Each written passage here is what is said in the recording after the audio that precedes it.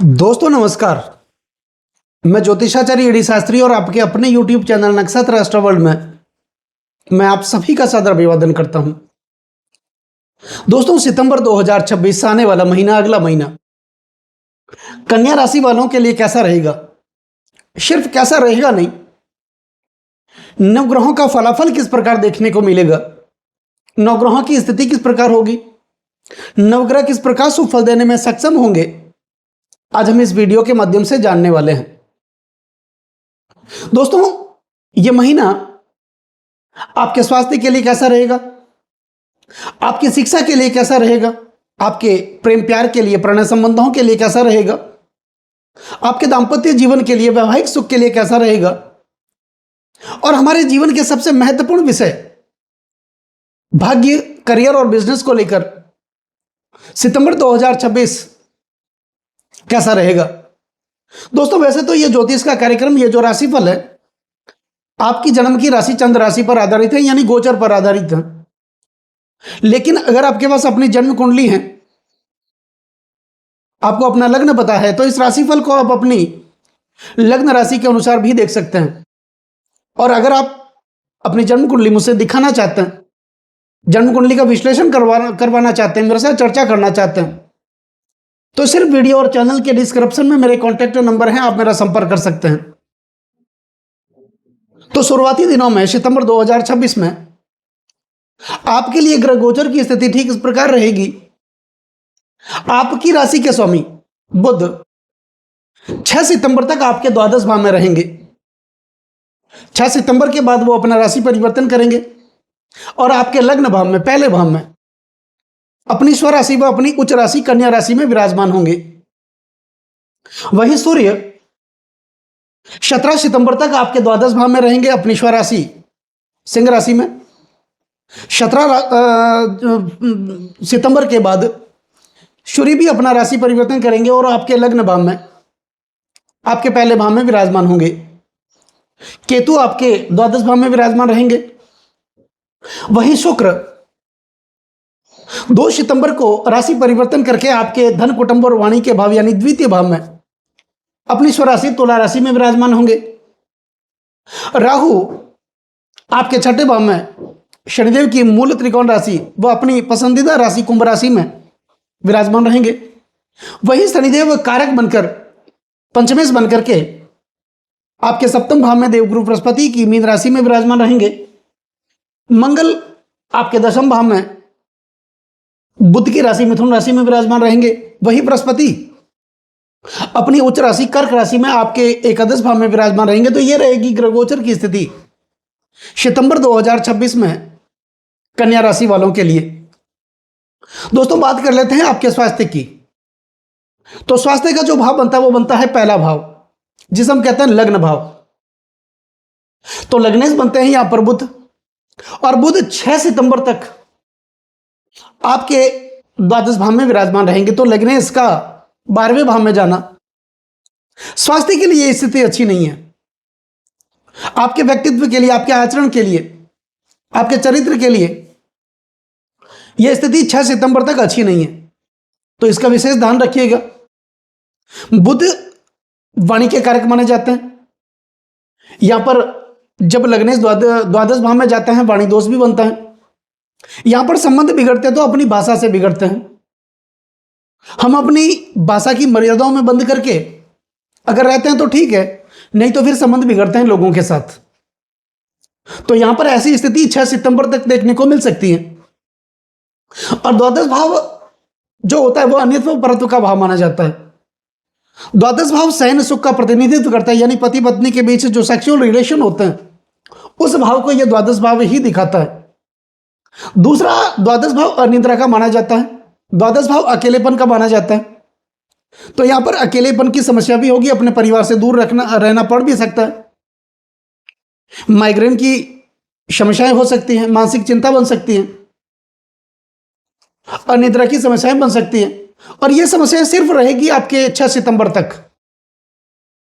लेकिन 6 सितंबर के बाद बुध की स्थिति आपके लिए काफी शानदार रहने वाली है, क्योंकि वो अपनी स्वराशि व अपनी उच्च राशि कन्या राशि में और आपके लग्न भाव में विराजमान होंगे। तो यहां पर वाणी कुशलता आपकी बढ़ेगी। जो बिगड़े हुए काम थे वो पूरे होंगे, वो बनेंगे। रुके हुए काम पूरे होंगे, क्योंकि बुध लग्नेश तो है ही, साथ में वो दशमेश में है। तो आपके कार्य क्षेत्र में अच्छा देखने को मिलेगा, आपके रोजगार में अच्छा देखने को मिलेगा। यहां पर पद व प्रमोशन की प्राप्ति आपके लिए होने वाली है। जो आपके सपने थे, जो आपकी इच्छाएं थी, वो आपकी पूरी होगी। भागीदार के साथ अच्छे संबंध स्थापित होंगे। तो कुल मिला के बात स्वास्थ्य की है, तो स्वास्थ्य में 6 सितंबर के बाद आपके लिए काफी शानदार रहने वाला है। वहां पर छोटी मोटी आपकी समस्या बनी हुई थी स्वास्थ्य को लेकर, वो दूर होगी। हॉस्पिटल के खर्चे बने हुए थे, उससे आपको मुक्ति मिलेगी। शंकाशील स्वभाव बना हुआ था, उससे आपको मुक्ति मिलेगी। तो स्वास्थ्य को लेकर जो समस्याएं थी वो 6 सितंबर के बाद आपकी दूर होगी, क्योंकि बुध की स्थिति, आपकी राशि के स्वामी की स्थिति बहुत ही शानदार रहने वाली है इस महीने 6 सितंबर के बाद। बात कर लेते हैं आपके शिक्षा की। दोस्तों, शिक्षा का जो भाव बनता है वो पंचम भाव बनता है। यहां पर पंचमेश बनते हैं शनिदेव, और शनिदेव आपके सप्तम भाव में देवगुरु बृहस्पति की मीन राशि में विराजमान है, यानी त्रिकोण के स्वामी केंद्र में विराजमान है। त्रिकोण मां लक्ष्मी का स्थान माना जाता है और केंद्र विष्णु का स्थान माना जाता है। तो लक्ष्मी के स्वामी, त्रिकोण भाव के स्वामी, केंद्र भाव विष्णु स्थान में बैठे हैं शनिदेव। तो शिक्षा के लिए अगर देखा जाए तो यह महीना आपके लिए काफी शानदार रहेगा। वैसे भी शनि धैर्य व अनुशासन के कारक माने जाते हैं। अगर आप धैर्य के साथ, अनुशासन के साथ आगे बढ़ेंगे, सोच समझ करके आगे बढ़ेंगे, निर्णय भी आप सोच समझ कर लेंगे, सोच समझ करके फैसला लेंगे, तो शिक्षा के लिए यह महीना काफी शानदार रहने वाला है। क्योंकि शनि की स्थिति आपके लिए शानदार रहने वाली। शनि आपके लिए कारक भी बनते हैं, कन्या राशि वालों के लिए कारक बनते हैं, और वो कारक बनके आपके सप्तम भाव में बैठे हैं। तो स्थिति काफी शानदार रहने वाली है। हाँ, आपको परिवार से थोड़ा दूर रहना पड़ सकता है, क्योंकि जब आप शिक्षा के लिए बाहर जाएंगे तो परिवार से दूर रहना ही पड़ेगा। अकेलेपन की वहां पर समस्या भी होगी, लेकिन अपने व्यक्तित्व के लिए, अच्छे के लिए कुछ न कुछ तो करना ही पड़ता है। शनिदेव अपनों से दूर करते हैं लेकिन कुछ देते भी हैं। तो शिक्षा के लिए यह महीना अगर देखा जाए तो आपके लिए काफी शानदार रहने वाला है। दूसरा, शनिदेव तीसरी दृष्टि से आपके भाग्य भाव को देख रहे हैं, तो शिक्षा में जो रुके हुए कार्य थे वो आपके पूरे होंगे। उच्च शिक्षा की प्राप्ति भी देखने को मिलेगी। यहां पर अगर आप हायर एजुकेशन के लिए विदेश भी जाना चाहते हैं तो स्थिति आपके लिए बहुत ही बढ़िया है। और शनिदेव सप्तम दृष्टि से आपके लग्न भाव को देख रहे हैं, और बुध भी आ जाएंगे 6 सितंबर के बाद आपके लग्न भाव में। तो शनि की दृष्टि बुध पर होगी। ये दोनों प्रबल मित्र माने जाते हैं। और शनिदेव फिलहाल बकरी भी है, और शनि के बुध के रेवती नक्षत्र में चल रहे हैं। तो कुल मिलाकर के ये महीना शिक्षा के लिए आपके लिए काफी शानदार रहने वाला है। बात कर लेते हैं आपके प्रेम प्यार की। यही बनता है पंचम भाव प्रेम प्यार का। पंचमेश बनते हैं शनिदेव, और शनिदेव आपके सप्तम भाव में विराजमान हैं। तो यहां पर विवाह की प्रबल संभावना बन रही है आपके लिए। अगर आप पहले से प्रेम संबंधों में बंधे हुए हैं तो वो प्रेम शादी में बदलेगा। अगर आप अविवाहित हैं तो विवाह के प्रस्ताव भी आएंगे। पारिवारिक स्थितियां आपके अनुकूल नहीं थी, परिवार वाले मान नहीं रहे थे, तो आपके लिए सार्थक परिणाम इस महीने आने वाला है, अच्छा रहेगा आपके लिए। अब बात कर लेते हैं आपके दाम्पत्य जीवन की, वैवाहिक संबंधों की, पति पत्नी की। सप्तम भाव बनता है यहां पर पति पत्नी का, वैवाहिक जीवन का, दाम्पत्य जीवन का। तो यहां पर सप्तमेश बनते हैं देवगुरु बृहस्पति, और देवगुरु बृहस्पति एकादश भाव में अपनी उच्च राशि कर्क राशि में विराजमान है। तो देवगुरु बृहस्पति की स्थिति काफी शानदार है इस महीने, क्योंकि शनिदेव बैठे हैं सप्तम भाव में। शनिदेव कर्म के कारक माने जाते हैं और बृहस्पति भाग्य के कारक माने जाते हैं। कर्म के साथ भाग्य का संबंध, कर्म और भाग्य का संबंध यहां पर देखने को मिलेगा, क्योंकि बृहस्पति सप्तमेश बनकर के आपके एकादश भाव में, लाभ के भाव में बैठे हैं। तो पति पत्नी के संबंधों में कुछ अच्छा देखने को मिलेगा। दाम्पत्य जीवन में अच्छा देखने को मिलेगा। वैवाहिक सुख की प्राप्ति होगी। जो लोग अविवाहित हैं उनके लिए विवाह के प्रस्ताव भी आने वाले हैं। तो निश्चित तौर पर ऐसा कह सकते हैं कि आप शीघ्र ही घोड़ी पर सवार होने वाले हैं। तो दाम्पत्य जीवन के लिए यह महीना आपके लिए अच्छा रहेगा। अब बात कर लेते हैं हमारे जीवन के सबसे महत्वपूर्ण विषय, भाग्य, करियर और बिजनेस की। दोस्तों, भाग्य भाव यानी नवम भाव, यहां पर नवमेश बनते हैं शुक्र, और शुक्र आपके लिए कारक, वो भी कारक बनते हैं, और बुध के साथ इनकी प्रबल मित्रता भी है। तो भाग्येश बैठे हैं आपके लाभ भाव में, भाग्य का लाभ से कनेक्शन देखने को मिलेगा। और शुक्र शानदार स्थिति में बैठे हैं आपके द्वितीय धन कुटुंब और वाणी के भाव में। 2 सितंबर को ये आपके द्वितीय भाव में आ जाएंगे अपनी स्वराशि तुला राशि में। तो भाग्येश का धन भाव में जाना, धन की प्राप्ति देखने को मिलेगी। यहां पर भाग्य का संपूर्ण साथ आपको देखने को मिलेगा। लाभ की प्राप्ति होगी, पिता के साथ अच्छे संबंध स्थापित होंगे, पिता से आपको आर्थिक सहायता भी मिलेगी, जिसके कारण आपके व्यापार में कुछ अलग ही सार्थक गतिविधियां देखने को मिलेगी। धर्म के प्रति आप जागरूक होंगे, आस्तिक होंगे, धर्म से जुड़ेंगे भी। परमपिता परमात्मा के प्रति आपका विश्वास भी जागृत होगा। तो कुल मिलाकर के भाग्य का साथ देखने को मिलेगा, और भाग्य में जो रुकावटें आ रही थी वो रुकावटें आपकी दूर होगी।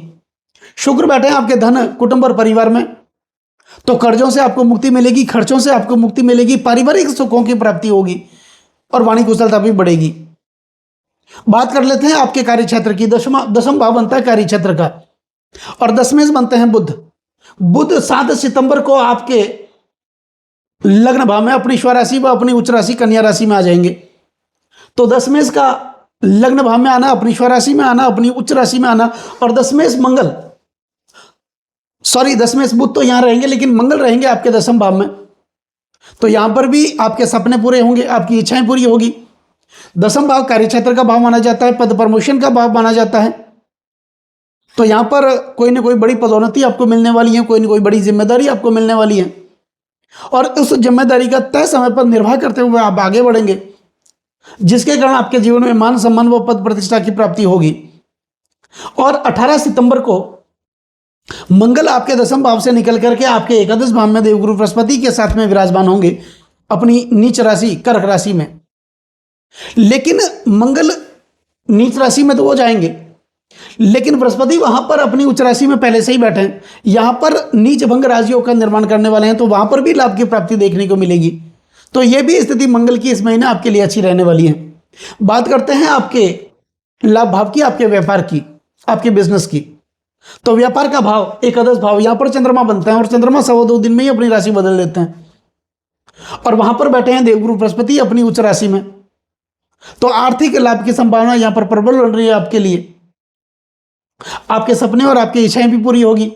कार्य क्षेत्र में पदोन्नति प्रमोशन देखने को मिलेगा। व्यापार में कुछ नया आप बिजनेस भी लगा सकते हैं, अच्छा कर सकते हैं। तो यह स्थिति सितंबर 2026 में कन्या राशि वालों के लिए देखने को मिलेगी।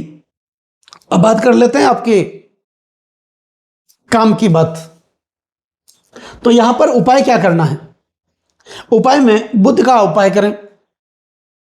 बुध के 20 मंत्र ओम ब्राह्म ब्रीम ब्रो सब बुद्धाय नमः, इस मंत्र का आप नियमित उच्चारण करते रहें। गणपति की उपासना आप जरूर करते रहें। केतु के 20 मंत्रों का आप उच्चारण करते रहें, और बुध से संबंधित वस्तुओं का आप दान करें, यानी हरे कपड़े में मूंग थोड़े से डाल करके आप बहते हुए जल में प्रवाहित कर लें। तो ये उपाय आपको करना है इस महीने। बाकी स्थितियां कन्या राशि वालों के लिए काफी शानदार है सितंबर 2026 में। तो दोस्तों नमस्कार।